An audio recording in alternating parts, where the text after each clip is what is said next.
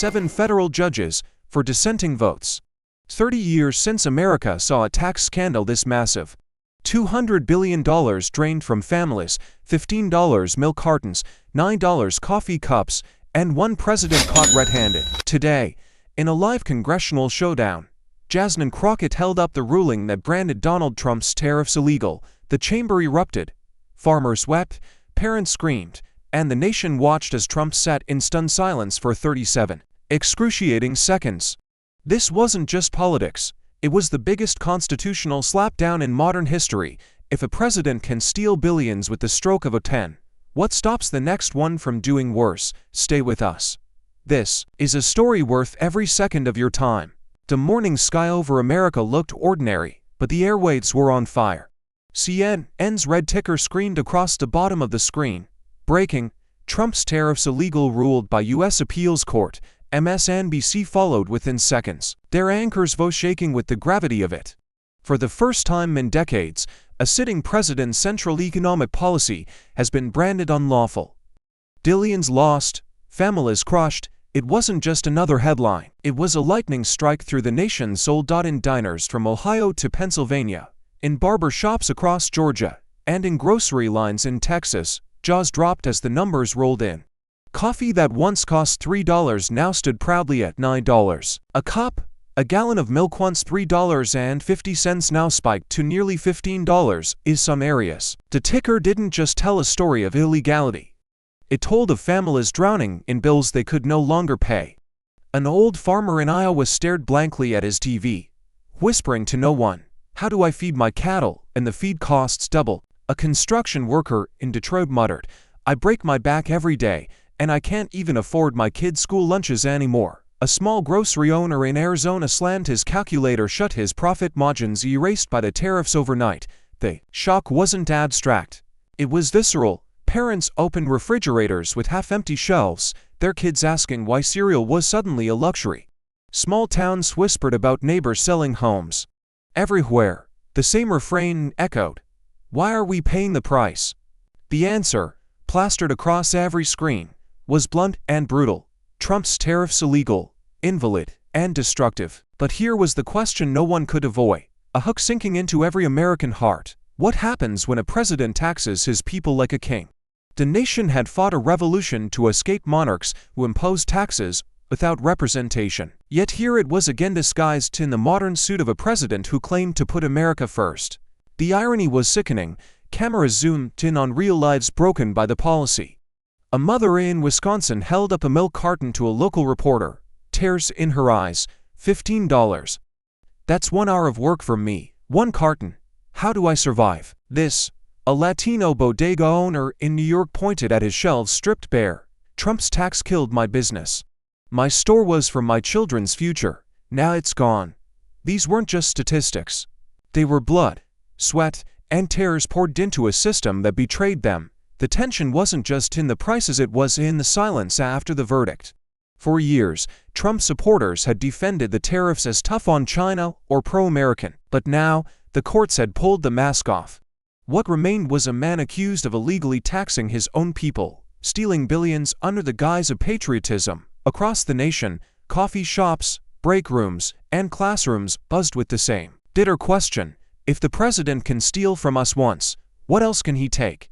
And somewhere in Washington, one voice was already preparing to rise above the chaos, sharp, unflinching, and unafraid.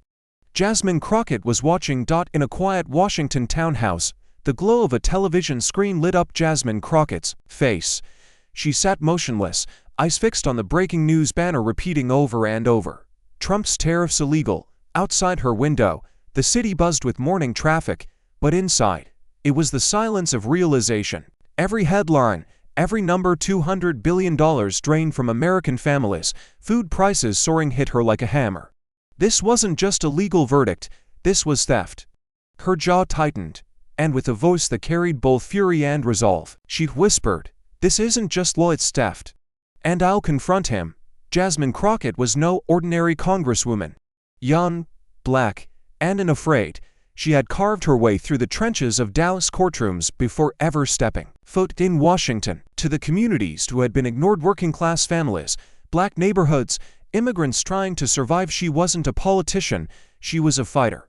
The daughter of working-class parents, she wore their struggle like armor. 2 millions watching. Jasmine was becoming a symbol, a fearless warrior willing to stand toe-to-toe with power, no matter how ugly it got. As she leaned forward, her phone buzzed. A clip from Fox News flooded her screen. There was Trump, smirking, surrounded by hosts nodding like bobbleheads. His words dripped with contempt. "This ruling is a disgrace, a judicial coup. They're trying to weaken me because I saved America billions." He leaned back in his chair, smug, his hands waving dramatically as the crowd of supporters behind the camera roared. But for anyone paying attention, the truth was darker. Jasmine saw the faces of the people. Fox refused to show the mother rationing milk, the farmer selling land, the grocer closing his store. Billions weren't saved, billions were stolen. And yet, here he was, spinning ruin into triumph, laughing while families drowned. She could almost hear the bitter irony in every syllable. Her chest burned with anger, but she knew what anger needed: precision. He wants to play the victim, she thought, but the Constitution is clear. Presidents don't get to crown themselves kings. Jasmine pushed back her chair, standing tall as if the decision was already made. Tomorrow, there would be a hearing. Tomorrow, she would face him not as one more voice in the chamber, but as the voice of millions betrayed. Back on Fox, Trump raised his voice, pounding the desk for effect. "These tariffs were about strength. Without me, China would own you. Mexico would laugh at you. I made America rich again." The crowd clapped, the host smiled, but somewhere deep inside the screen, Jasmine saw something Fox missed: a flicker of desperation behind his bravado. The louder he bragged, the more fragile he seemed. She muted the television, the room falling into silence. For a moment, she looked out the window at the Capitol dome rising in the distance. History had placed her in this exact moment, in this exact fight. Tomorrow, she would walk into that chamber, carry the Constitution on her shoulders, and look Donald Trump in the eye. Not as a victim, not as a rival, but as the one person unafraid to say the truth aloud. And in that silence, the question pressed harder than ever, gripping every corner of America. When Jasmine Crockett finally calls him out under the lights of a live hearing, will Trump's empire of lies collapse, or will he drag the nation down with him? The night before the hearing, Washington did not sleep. News vans lined the streets outside the Capitol, their satellite dishes pointed skyward, cables running like veins across the pavement. Reporters rehearsed their live intros, voices trembling with the weight of what tomorrow promised. The first time Donald Trump would be forced to answer, live on national television, for tariffs the courts had branded illegal. Inside, staffers rushed under fluorescent lights, stacking binders, whispering strategies, while the marble halls of Congress vibrated with a tension thicker than smoke. By dawn, the city was a battlefield, the steps of the Capitol filled with thousands of protesters, signs piercing the winter air: "No king, no Trump taxes," and "The Constitution is not for sale." Drums pounded. Chants echoed like thunder between the monuments. An old Vietnam veteran raised his fist, shouting, "We fought to stop tyranny abroad, why should we bow to it here?" Across from them, Trump loyalists waved flags, screaming, "Stop the coup." Trump won. The two crowds collided in a storm of voices, a mirror of the war about to erupt inside. Security was everywhere. Metal detectors buzzed, barricades rattled, officers in dark glasses scanned faces for danger. It felt less like a hearing and more like a trial of the republic itself. Even seasoned senators admitted privately it had never felt such electricity. In the air, every camera was trained on one seat, the witness table where Donald Trump would sit. Opposite him, a chair awaited Jasmine Crockett. Two names, two worlds. One stage. Inside the chamber, Republicans whisper in clusters, anger sharp in their tones. Some urged Trump to go on the offensive, to brand the court as corrupt, to humiliate Crockett on live TV. Democrats huddled with Jasmine, their voices low but eyes wide, knowing that when the cameras rolled, everything depended on her composure. She didn't flinch. Dressed in deep navy, Constitution folded neatly in her hands, she looked less like a politician and more like a soldier preparing for war. The clock ticked. 9 a.m. The chairman's gavel would fall in 1 hour. Already, hashtags exploded online. Hashtag Trump on trial and hashtag Crockett vs. Trump trended at #1. Clips of Trump mocking the verdict on Fox played side by side with Jasmine's defiant words. "This isn't just law, it's theft." Networks teased the standoff as if it were a heavyweight championship. In a way, it was, not fists, but words. Not a ring, but the chamber of Congress. Yet the stakes were higher than any fight America had ever seen. Democracy itself, from the gallery above. Censors adjusted microphones, ensuring nothing was missed. Every cough, every gasp, every silence would be broadcast into millions of homes. Viewers across the country poured coffee into chipped mugs, eyes glued to the countdown clock in the corner of the screen. Parents hushed their children. In farmhouses, factories, and suburban kitchens, Americans were united by the same breathless question: what will happen when Trump and Crockett finally collide? As Jasmine walked the marble corridor toward the chamber, chants from outside rumbled through the walls. She paused at the heavy wooden doors, eyes fixed forward, her pulse steady. Beyond them lay the fight of her life. Trump was waiting, smirk sharpened into arrogance, ready to dismiss her as a nuisance. But she wasn't walking in for herself. She carried the weight of every mother who couldn't buy milk, every farmer who lost his land, every worker who saw his paycheck dissolve into dust. She tightened her grip on the Constitution. The door swung open. The gavel echoed. The nation held its breath. When Jasmine Crockett finally faces Trump under the blinding lights of a live hearing, will she shatter his empire of lies, or will he drag the country down with him? The chamber was overflowing, every seat in the gallery filled, aisles lined with staffers, journalists, and citizens who had waited all night for a chance to witness history. The blinding white lights above the dais cast long shadows across the mahogany desks, as if to remind everyone that every word spoken here would be seared into the nation's memory. Television cameras zoomed in and out, red lights blinking, ready to beam this confrontation into millions of living rooms. The air itself seemed heavier, thick with anticipation, as if the building knew it was about to become an arena. Jasmine Crockett sat posed at the committee table, back straight, hands folded over the worn copy of the Constitution she carried. Like a shield, her eyes scanned the room, Democrats leaning forward in solidarity, Republicans whispering strategies like generals before battle. The gavel slammed once, silencing the murmurs, and all eyes shifted to Jasmine. She leaned into the microphone, voice steady, words deliberate, every syllable vibrating with conviction. "This is about the Constitution, not politics." A ripple moved through the chamber, a low murmur of approval from her allies, even a few gasps from the audience above. But before the echo of her words could fade, Donald Trump lunged forward in his seat, hands gripping the edge of the table. His face reddened, eyes narrowed into slits, and with a voice dripping in disdain he cut her off. "She's a puppet." "I am America." The chamber exploded. Reporters scrambled to capture the line, pens scratching furiously. A wave of boos and cheers collided like thunder. One man in the gallery shouted, "You're no America," before being hushed by security. Cameras zoomed in on Trump's defiant glare, his chin tilted upward as if he had just delivered a knockout punch. His supporters erupted with applause, while his critics sat frozen, horrified at the audacity. Jasmine did not flinch. She kept her gaze locked on him, eyes sharp, unmoved by the chaos. Inside, she could feel the weight of his insult, the attempt to strip her of legitimacy, to reduce her to nothing more than a puppet. But she also knew this was exactly his playbook: attack, dominate, humiliate. And in that recognition, she found her steel. Slowly, she turned to face the cameras, her expression calm, controlled, but her silence louder than any rebuttal.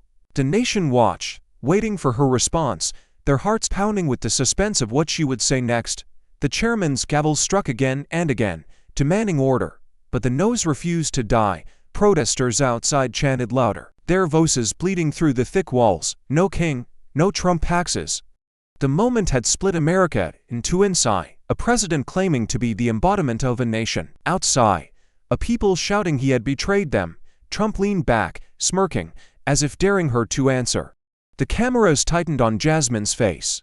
Her fingers tapped the cover of the Constitution once, twice, like a drummer setting the tempo before a war song. She inhaled, steady and slow, her eyes burning with the fire of someone who carried not just her own voice but the cries of millions. And in that suspended second, the tension was unbearable, the silence deafening, the entire chamber tilting toward the edge of revelation. When Jasmine finally speaks, will her words slice through Trump's arrogance and shift the tide, or will his claim to be America consume the very soul of the nation? The words "I am America" still hung in the air when chaos erupted.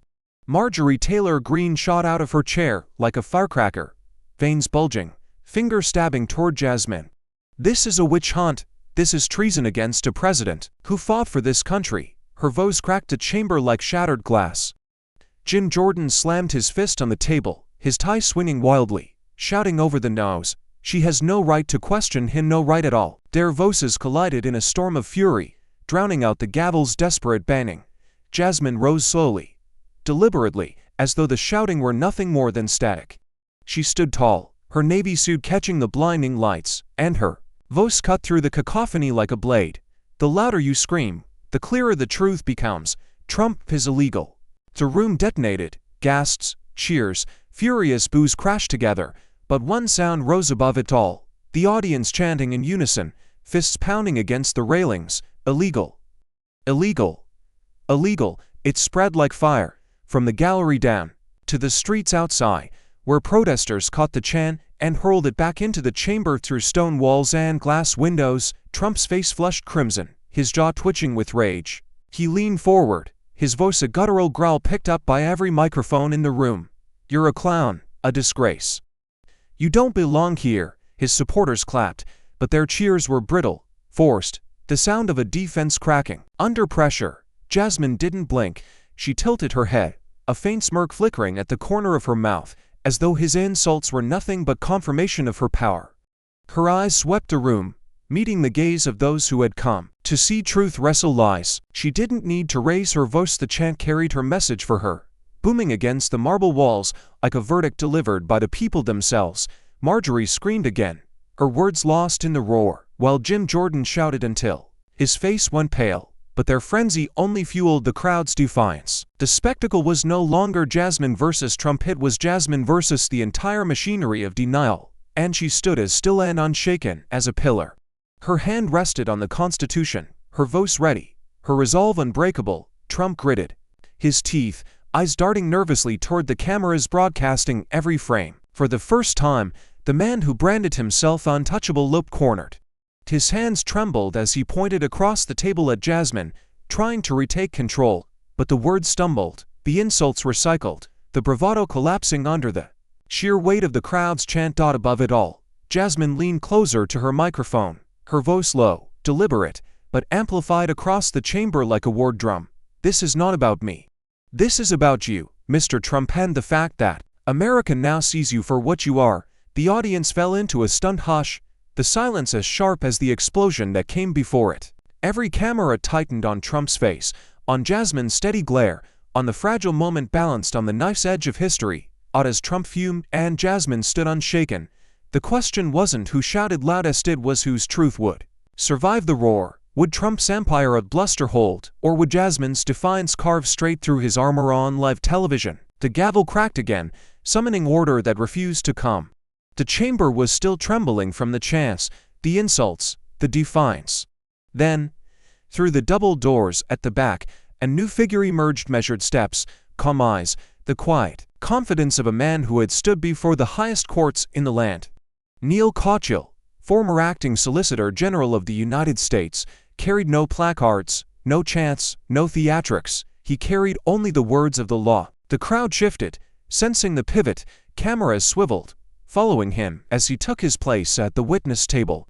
Tapers shuffled, microphones adjusted, and in the sudden hush he raised his voice with surgical precision.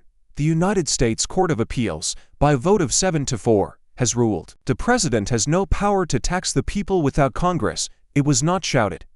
It was not embellished. It was a scalpel slicing through the roar of politics. The words landed like a hammer blow on the table between Crockett and Trump. Gasps erupted across the gallery. One reporter dropped his pen.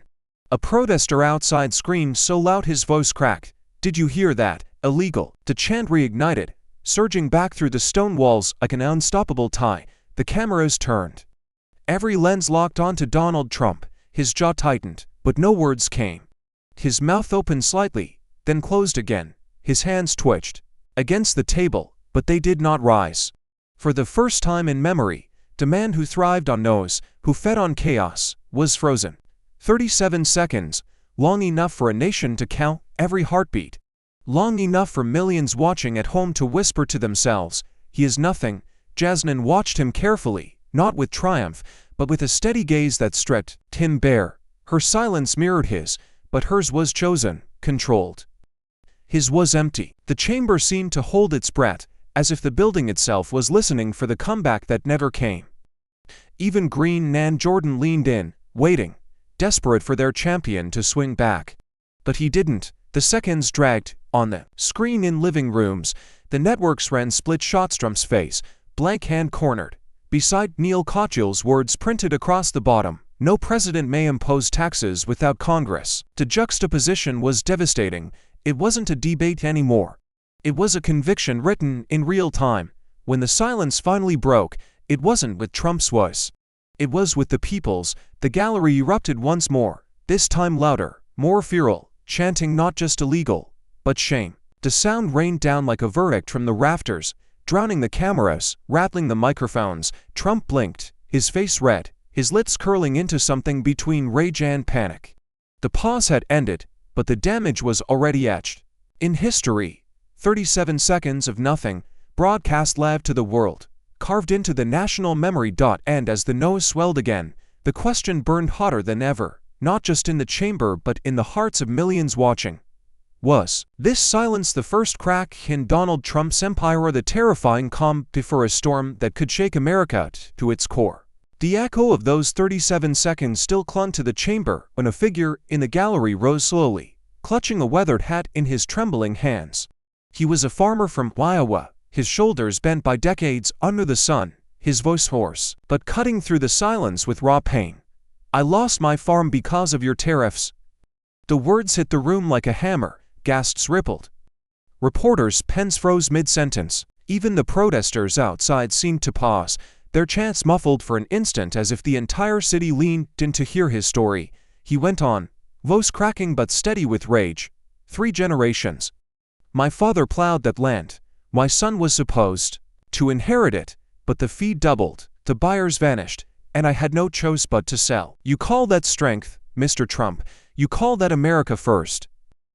You destroy my family's legacy with the stroke of a pen. His hand shook as he held up a photo of his family standing in front of their farm now foreclosed, sold to a corporate giant. A murmur of sorrow swept the gallery, eyes glistening, jaws clenched. Before the weight of his words could fade, another figure rose, a young mother clutching a child's backpack. Her face was pale, her eyes hollow from sleepless nights. She lifted a gallon of milk for the cameras to see, her voice trembling but sharp. $15 for milk, Mr. Trump. 15. My children went hungry while you bragged about saving billions. She slammed the carton on the railing, the sound reverberating like a gunshot in the chamber. A woman sobbed audibly in the back row. The atmosphere shifted from outrage to heartbreak. Senators shifted uncomfortably in their seats. The cameras captured every tear sliding down the mother's cheek, every quiver of the farmer's hands. For a moment, no one spoke. The silence wasn't Trump's anymore, it belonged to the people he had broken. Jasmine Crockett's gaze swept the room, her jaw clenched, her hand tightening over the Constitution. She let their words linger, let their pain become the evidence no court could dismiss. Trump shifted in his chair, his face taut, eyes darting to the cameras as if searching for an escape route, but there was none. The stories pinned him harder than any lawyer's argument ever could. From the gallery, a soft chant began, hesitant at first, then louder. No king. No Trump taxes. It mixed with the quiet sobs, with the stunned silence of lawmakers, until the chamber pulsed with the heartbeat of a wounded nation. Even the marble walls seemed to vibrate with grief and fury. Trump finally leaned forward, his lips twitching, but the room swallowed him whole. The farmer's photo, the mother's milk carton, the children's empty plates, they were louder than any defense he could muster. The nation wasn't just watching him anymore. They were judging him, and as that judgment filled the air, one question cut deeper than all the rest. Would these broken voices finally bring down a president, or would he rise from their suffering more dangerous than ever? Jasmine stood taller, her voice slicing clean through the nose, a steady thunder rolling across the chamber. She lifted the Constitution high, the lights glinting off its worn pages as if it were a weapon forged for this very moment. This country was born rejecting kings, yet here you are, taxing like one. The words cracked through the room like lightning, sparking gasps, shouts, and furious whispers. For a moment, the chamber seemed to hold its breath, the weight of history pressing down on every person present. Her tone sharpened as she leaned toward the microphone, eyes locked on Trump. We fought a revolution to end taxation without representation, and yet you crowned yourself above Congress, above the people, above the very law you swore to uphold. You are not America, you are everything America is built to resist. The gallery stirred violently, the chant illegal, illegal, swelling again, only louder, fiercer, pulsing like the heartbeat of a nation rediscovering its voice. Trump clenched his jaw, his knuckles white as he gripped the table, but his silence betrayed him. He could sneer, he could scowl, yet for once, he couldn't smother the truth roaring back at him. Then, from the third row of the gallery, a single voice broke the nose, raw with betrayal. A man in a faded red cap, the brim stained from years of use, rose to his feet. His face was flushed, not with loyalty, but with anger. I believed in you, he shouted, his voice cracking with emotion. The chamber froze, even the chairs faltered. As every camera swiveled toward him, his hand trembled as he pulled the cap off, holding it in his fist. I voted for you, I defended you, I told my family you were different. But now I see you betrayed us. Gasps rippled through the room. Like a shockwave, Trump's head snapped toward the man, his mouth opening but no words coming out. The defector's voice only grew louder. You called it strength. You called it winning. But my business is gone. My neighbors are broke, and you, his finger pointed like a dagger. You lied to all of us. The silence that followed wasn't ordinary silence, it was the heavy, suffocating silence of a mass cracking in real time. Trump's face tightened, fury surging behind his eyes, but the betrayal was carved into the air, impossible to erase. The cameras caught it all, the man's trembling hands, the discarded hat, the look of devastation that mirrored millions watching. At home, Jasmine turned slowly toward Trump, her voice low but clear, carrying the weight of a verdict. Even those who once believed in you now see the truth. You can shout, you can insult, but you cannot escape this. Her words landed harder than any gavel, sharper than any headline, and as the man's broken voice echoed in the chamber, the nation was left grappling with the most dangerous question yet. If his own supporters are turning, can Donald Trump survive this battle, or is this the beginning of his downfall? Trump's face contorted, the muscles in his jaw twitching as though holding back an eruption that could no longer be contained. Then it came, his voice a thunderous roar that rattled the microphones and shook the chamber. Fake news, this is a coup. He slammed both fists on the table, the sound reverberating through the hall like a cannon blast. The audience gasped, some booing, some cheering, but no one unmoved. For a split second, the entire chamber felt like it was teetering on the edge of collapse, even as his voice echoed. Phones across the room buzzed. Screens lit up with breaking alerts. Stephen Miller had just posted on X, formerly Twitter, "Judicial coup out of control." The words spread like wildfire, hashtags exploding in seconds, his message amplifying Trump's fury beyond the chamber walls and into millions of homes. The online army picked it up instantly, spamming timelines with hashtag "Stop the coup," while outside the Capitol, Trump's supporters screamed louder, emboldened by the signal.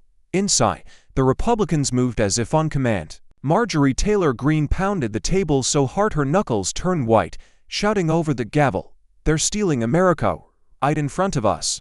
Jim Jordan leaned forward, tie askew, jabbing his finger across the aisle. "You people don't care about the truth, you only care about power." Their voices overlapped into a shrill frenzy, echoing Trump's desperation, each syllable like kindling thrown into a raging fire. The Democrats shot back, rising from their seats, shouting over the din. The chairman's gavel cracked again and again, his voice breaking, "Order, order in this chamber." But there was no order left, only chaos. Journalists stood on tiptoe to catch every frame, their cameras panning from Trump's blazing face to Jasmine Crockett, who remained standing, unflinching, her silence a stark contrast to the madness unraveling around her. The gallery above had descended into pandemonium. Protesters screamed, some sobbing openly, others shouting "No king, no Trump taxes," while Trump loyalists fired back with "Trump is America." Security scrambled, their radios crackling, eyes darting to the exits as if bracing for the chamber to combust. Amid the storm, Trump raised a hand, demanding the floor, his voice straining as he yelled, "They want to erase your voice. They want to silence me so they can silence you." His words rippled outward, but this time the reaction was fractured. Half the room roared approval, the other half exploded in jeers. The split was no longer subtle, it was visible, raw, dangerous, and in the eye of this hurricane stood Jasmine, her hands still pressed against the Constitution, her eyes locked on Trump with the calm of someone who knew storms could be weathered, but lies could not. As the chamber threatened to collapse into outright chaos, one question loomed like thunder over the Capitol dome. Was this the desperate last gasp of a cornered man or the spark that could ignite something far more dangerous for America? The chamber shook with nose-pounding fists, rattling voices, the gavel cracking like thunder with no effect. And then, piercing through the chaos, Jasmine's laugh rang out low, cold, deliberate. She leaned into her microphone, her eyes locked on Trump with a look sharp enough to cut steel. "This isn't a coup, it's the Constitution slapping you down." The line landed like an explosion, gasps ripped through the air, reporters' heads snapped up, and the audience erupted in a wave of cheers. Democrats pounded the table in support, while Republicans convulsed with fury. Marjorie Taylor Greene shot up again, shrieking until her voice cracked, pointing at Jasmine as though she were fire incarnate. Jim Jordan lunged forward, his face red with rage, spittle flying as he barked, "You're disrespecting the office of the presidency." His fists slammed against the wood so hard the microphones rattled, but the louder they screamed, the more the crowd in the gallery turned against them. "Shame, shame," they roared, echoing down from the rafters like a verdict from the people. The camera crews capture every second. MTG's face twisted in fury, Jordan's fist trembling with rage, Jasmine standing calm and unflinching as if the storm itself bent around her. Outside, the sound was even more deafening. Thousands of protesters surged forward against the barricades, fists raised, their chant rolling like a drumline of justice, justice, justice, justice. The noise was so thunderous it seeped into the chamber, merging with the chants inside, until the marble walls themselves seemed to vibrate. Helicopters hovered overhead, cameras zooming in on handmade signs. "No kings in America, we the people, and justice over tyranny." Back inside, Trump slammed his palm again, his voice cracking as he tried to rise above the storm. "This is a setup. You're all liars, traitors every one of you." His words grew hoarse, drowned by the chants that now beat against him from every angle. Every time he opened his mouth, the people's voices grew louder. His power, once absolute in its bluster, was unraveling, frame by frame. On live television, Jasmine raised her voice once more, this time not to Trump, but to the nation watching.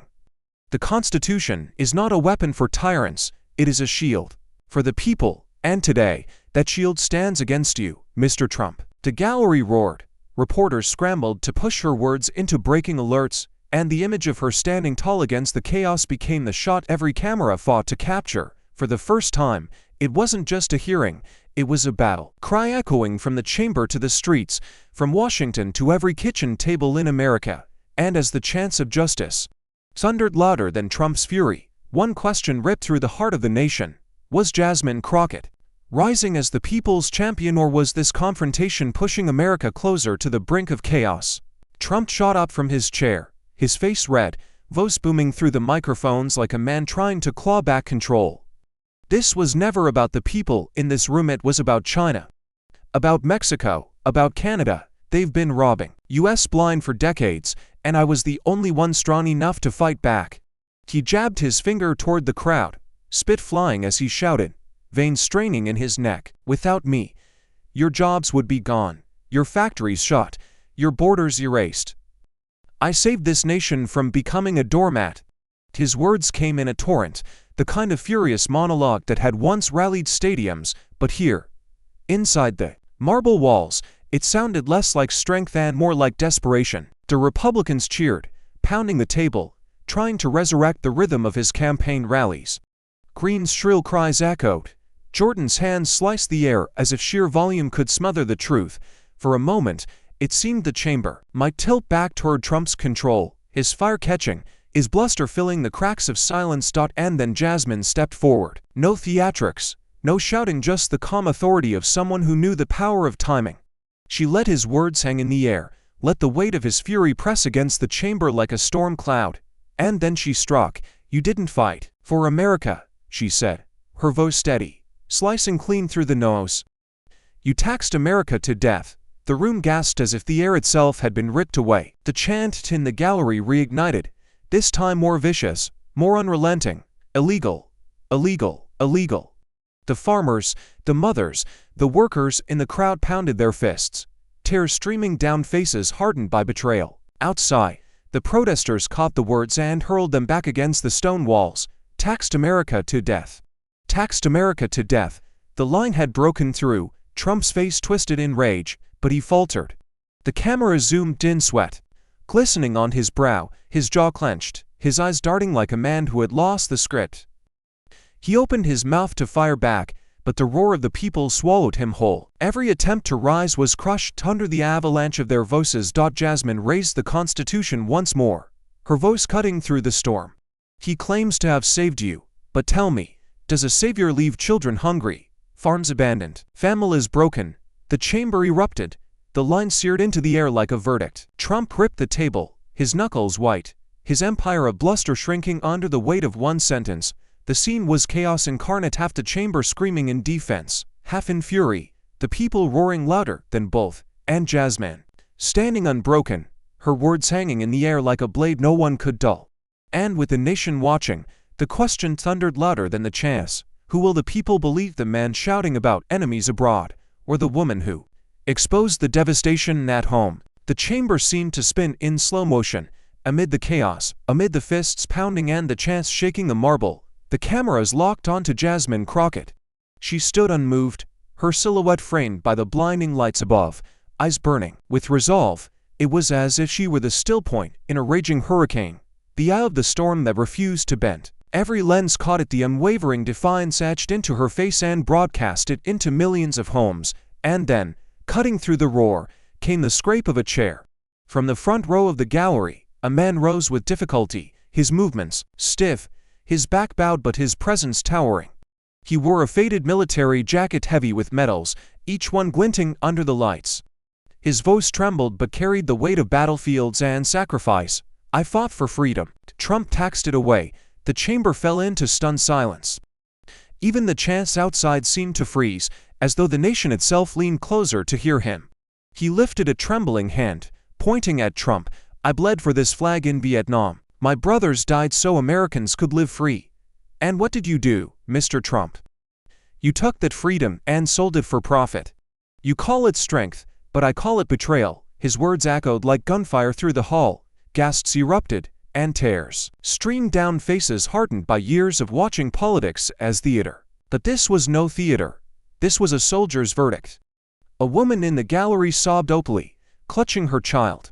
Senators shifted in their seats, their eyes avoiding the old man's gaze, unwilling to face the weight of his truth. Jasmine turned, slowly, her expression softening, her eyes glistening as she met the veteran's stare. She placed a hand over her heart, bowing her head slightly, letting his words linger in the silence.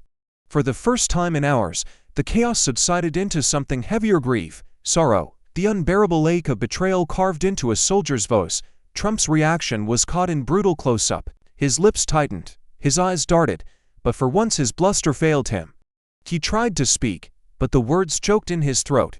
His face was projected across every screen in America, juxtaposed with the veteran's weathered features, one man who had given everything, and another who had taken everything. The silence broke not with applause, but with sobs. The sound of a nation grieving, of a truth too raw to ignore. Jasmine raised the Constitution again, her voice carrying like a steady drumbeat. Freedom was not given to be taxed away. It was bought with sacrifice, and no president has the right to steal it. The gallery erupted in cries, reporters scrambled, and the veteran lowered his head, tears streaking his cheeks.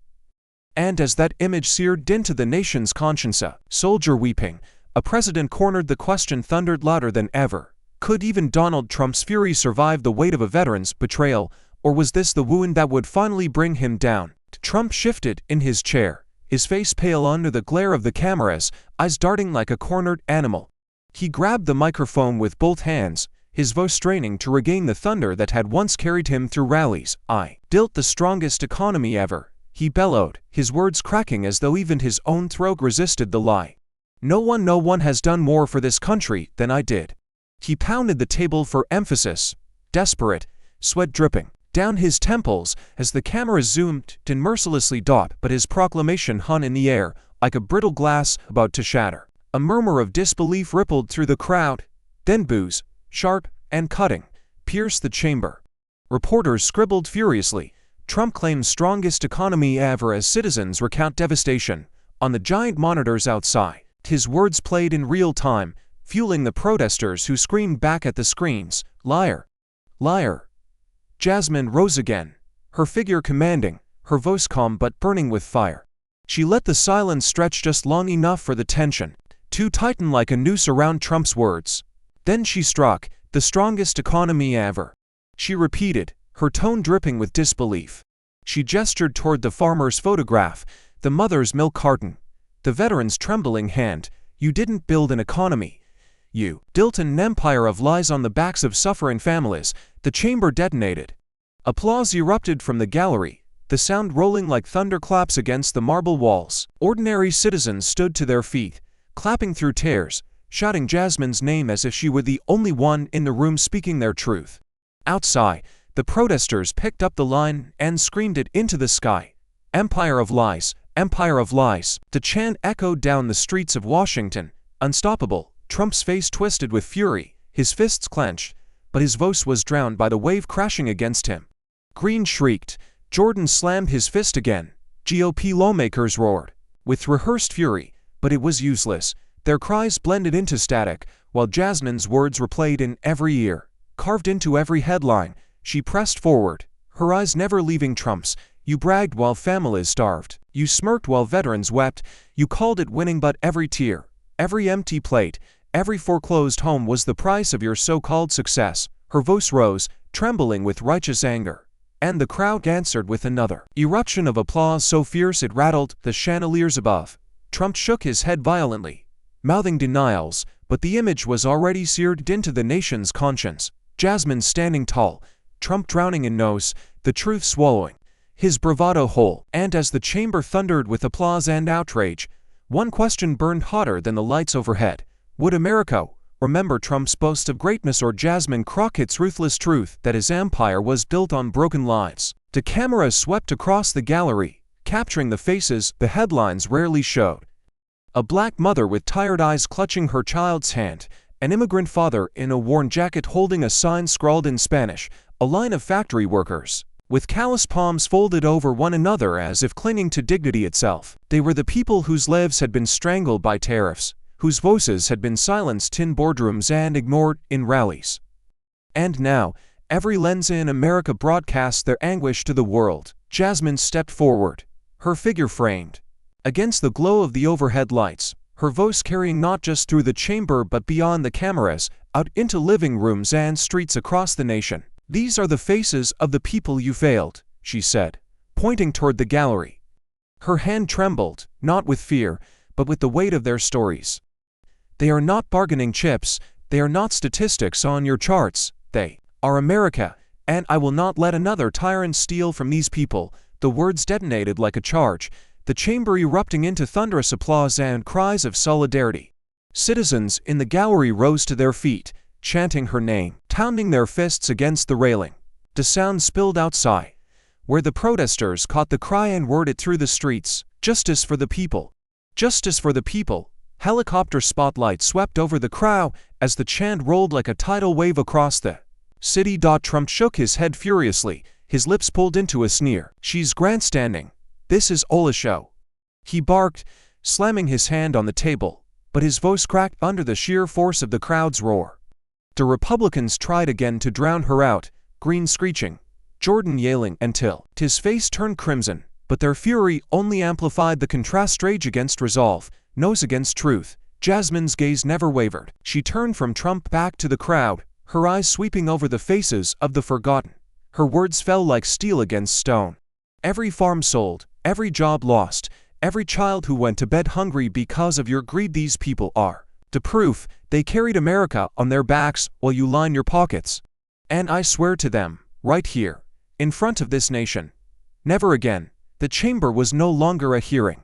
It was a battlefield, a cathedral, a crucible of truth, where the people's pain was transformed into power. The applause became a roar, the roar became a quake, and the quake shook the very foundation of Trump's defense. The cameras caught it all: Jasmine standing unyielding, the people rising behind her, Trump shrinking beneath the weight of their judgment.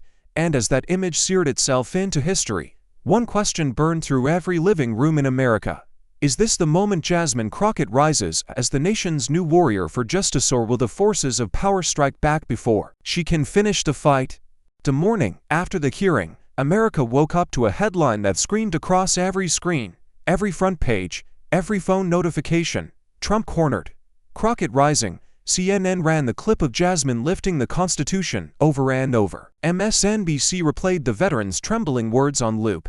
And even Fox, reluctant and red-faced, was forced to show Trump's 37 seconds of silence. In diners, airports, and subway stations, the image of Jasmine standing unbroken while Trump shrank in his chair became the photograph of a nation at a crossroads. And outside, the streets told the rest of the story. From New York to Los Angeles, from Chicago to Dallas, citizens poured out of their homes with cardboard signs raised high.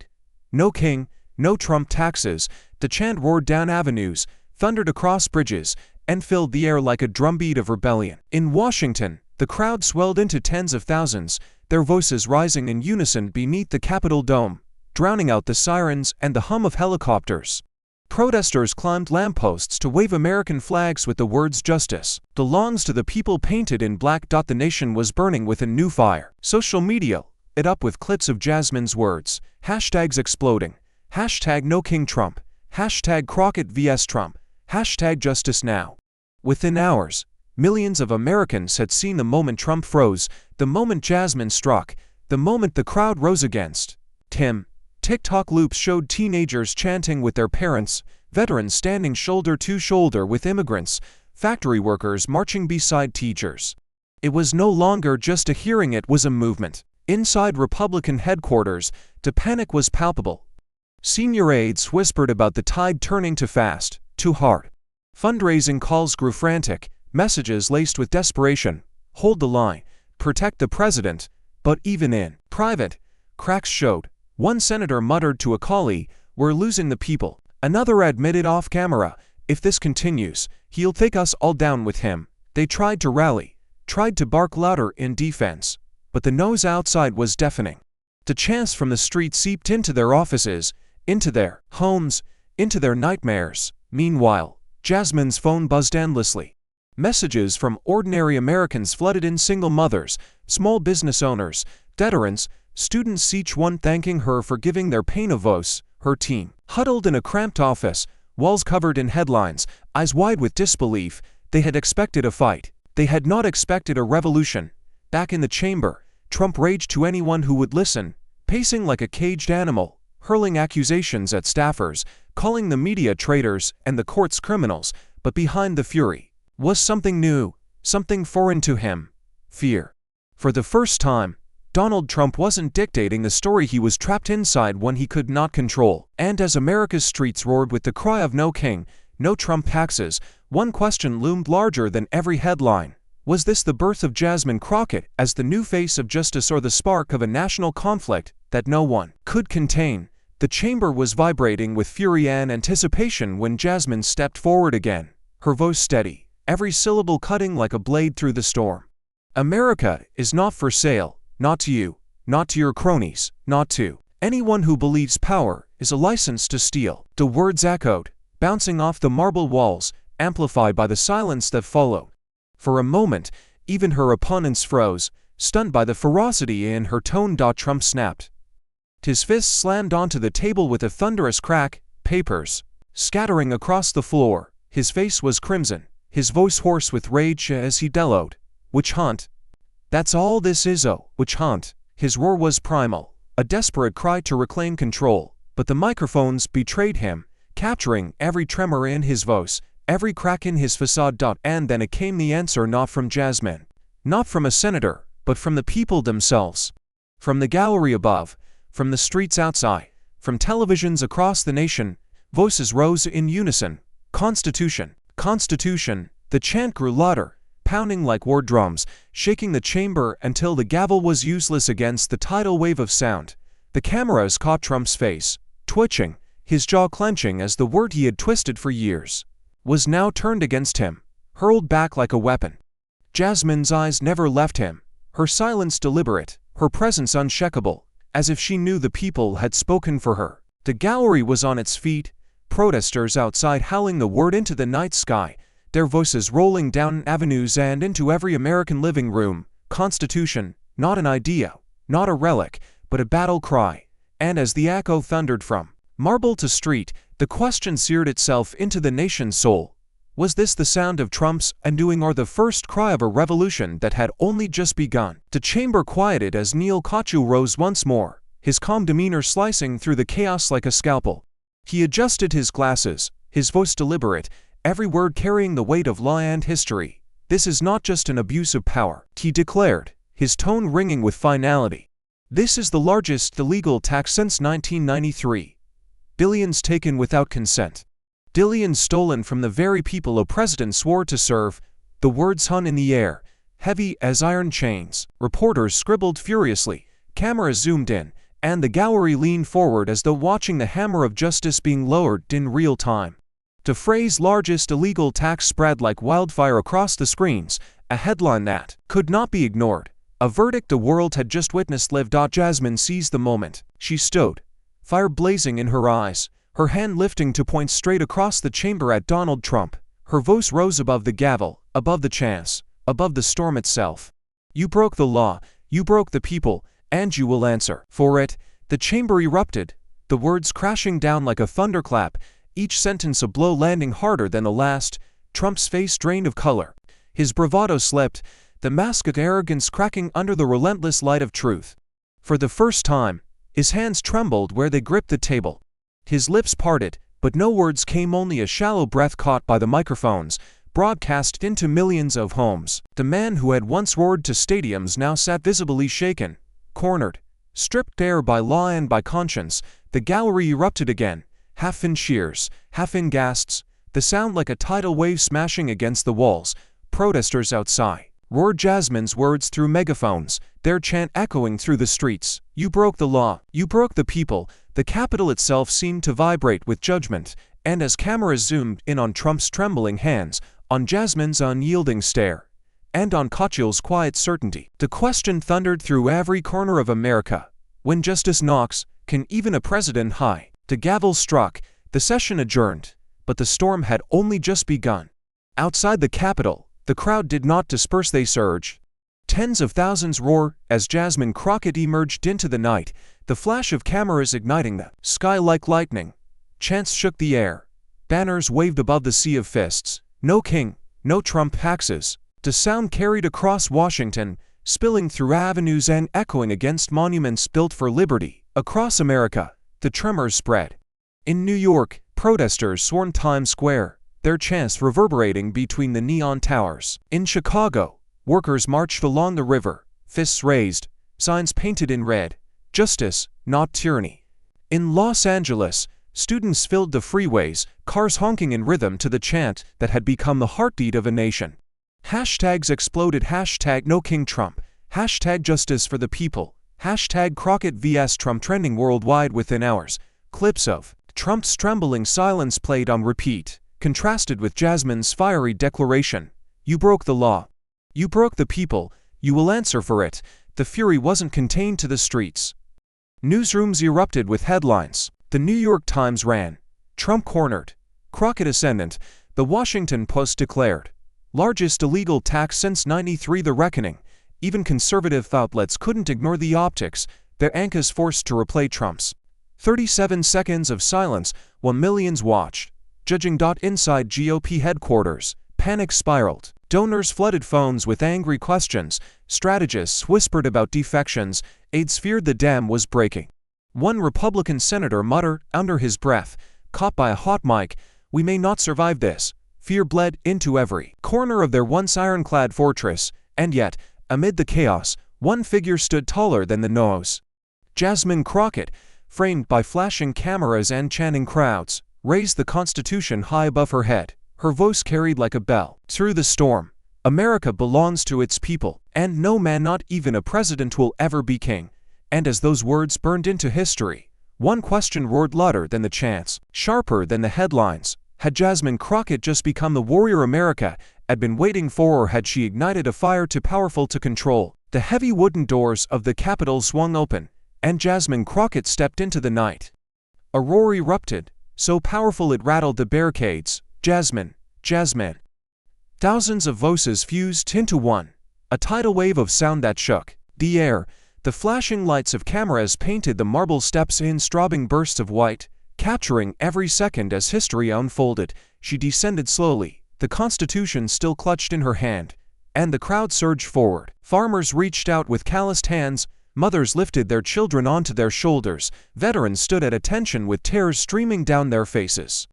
Jasmine stopped to clasp their palms, to embrace the ones who had carried the weight of broken promises. One grieving mother fell into her arms sobbing, whispering, "You gave us back our voice." The cameras caught it all, the image already seared into the collective memory, the nation desperate for justice. News anchors spoke over the roar, their voices tinged with awe.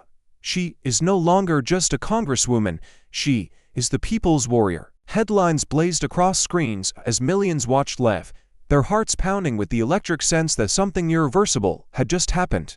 Jasmine raised her hand to the crowd, not in triumph, but in solidarity. Her voice carried, raw yet unshaken. "This fight was never about me, it was about you. And together we will finish it." And as the chants thundered back, one question carved itself into the night. Had Jasmine Crockett just risen as the warrior America needed, or had she become the force that those in power feared most? The roar of the crowd still echoed beyond the Capitol, but inside the chamber, silence fell like a shroud. The camera zoomed in one last time on Jasmine Crockett as she stood before the nation, the Constitution lifted high, her voice steady and unyielding. No president is above the law.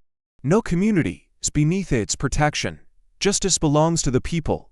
Always. Her words reverberated through the hall, through the television screens, through the hearts of millions watching. Faces in the gallery gleamed with tears, fists rose in defiance, and for a fleeting moment, America felt united not by fear, but by truth.